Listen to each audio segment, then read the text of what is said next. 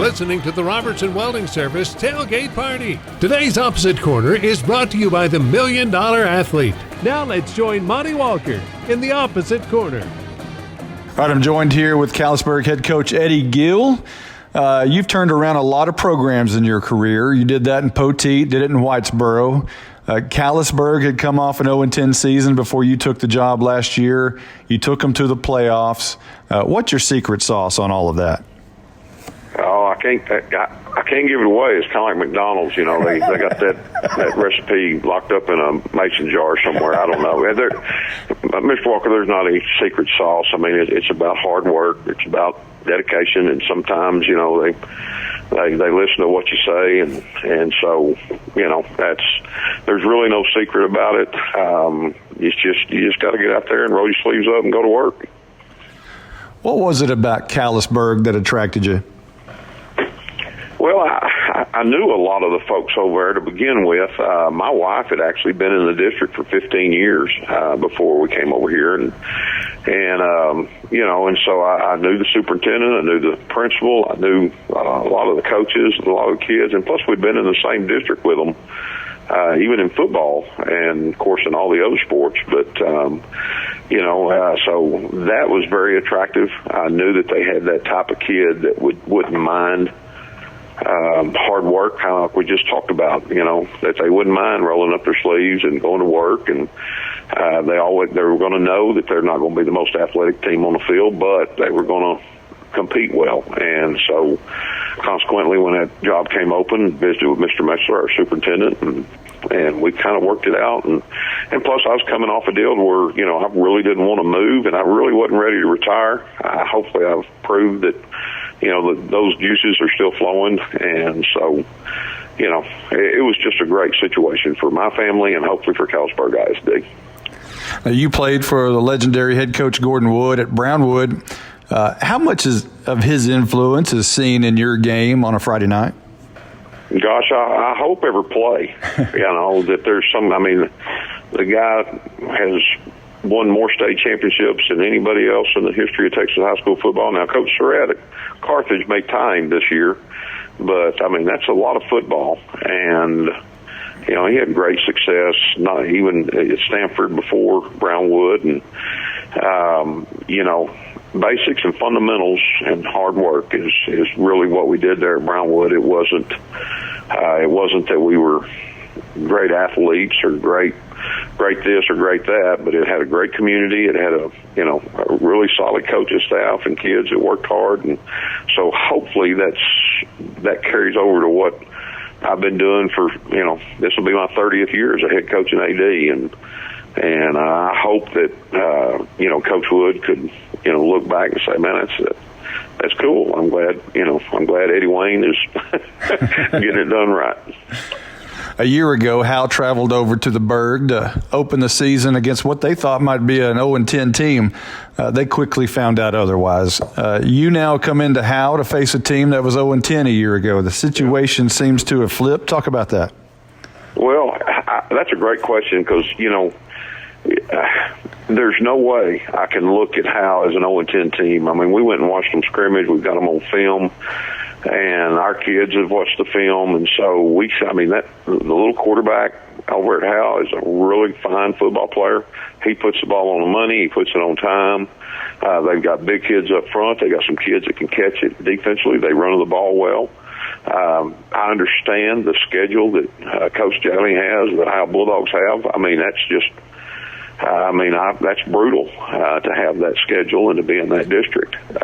So our kids hopefully are smart enough football-wise to not look at a record, but maybe look at the schedule that they had. You know, other than that, I mean, that's, you know, you can't look at any kind of record. I mean, it's not like we were just riding shiny and we're 10-0 the other way around. So we still got lots of work to do, and we'll have to play extremely well tomorrow night. A year ago in this game, you were in your first game as the head coach of Callisburg. New team. In the first quarter, you scored on a tackle-eligible trap. Most teams aren't able to pull that off in week 4 or 5 or 6, maybe even 8. So I'm assuming we're going to open the game with the Boomerooski or something. Is that right?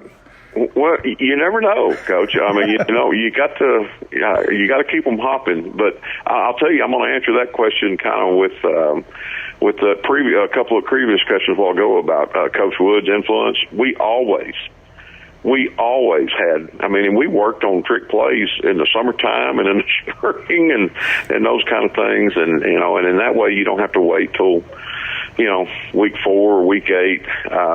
It just so happened that it went the way you drew it up, and so yeah, that was one of those. Those plays too. Also, they're high reward, but they're also high risk.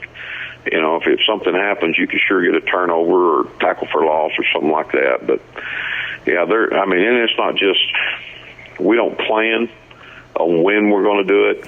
If we try to look at a situation, we had a short field and we had a good play right before it, and so we figured, okay, we're going to try this one right off the bat, and sure enough, it busted, and it made that kid's, every week after that he was like, "Are we going to run that play, Coach? We're going to run that play." So it might have been a bad thing in the long run for us. And to add insult to injury, the kid's name was Hal.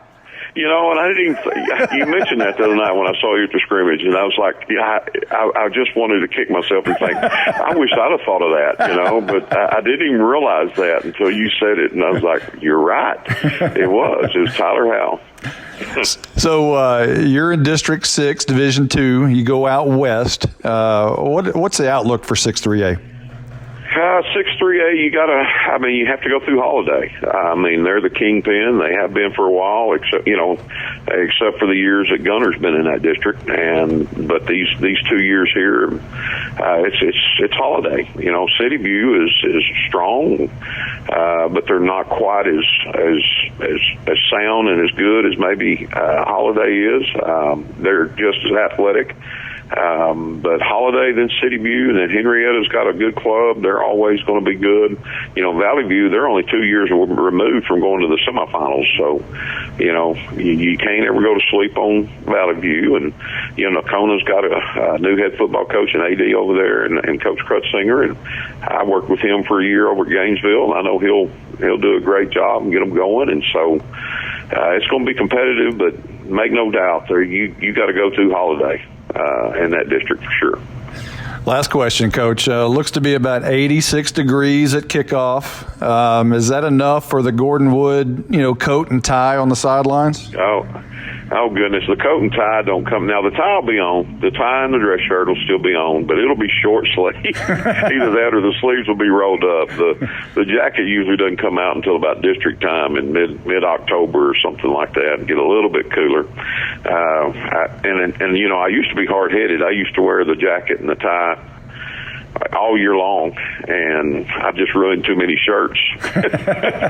My dry cleaning bill was just way too high. So yeah, the tie will be on, but no jacket for sure. Today's Opposite Corner is brought to you by the $1 Million Athlete. You're listening to the Robertson Welding Service Tailgate Party.